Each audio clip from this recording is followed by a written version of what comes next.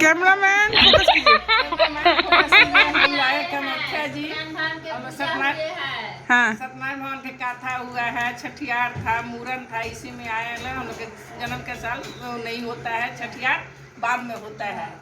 देखिए इतना मेरा परिवार, देखिए कितना लंबा चौड़ा मेरा परिवार है। 3 हम लोग देवरानी जेठानी है और उसके बाद से नहीं 5 है भाई, 5 देवरानी जेठानी कभी तो है तीन दिन का नहीं तो 5 लोग के नाम दो ना, नाम दो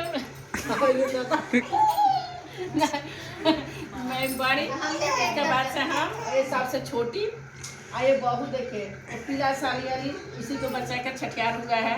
जो गोदी में बच्चा लेकर बैठी उसी को छठियार पास से दिखा रहे हो उसको। पास से दिखाइए। वो सबसे नई दुल्हन है।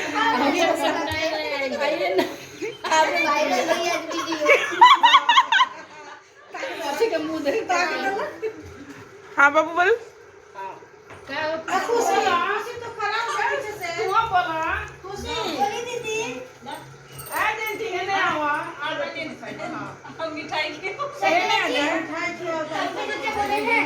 पंकज जी बोले हैं कि खड़े रहने हां हां ऐसा नहीं है। हाँ हाँ ठीक है।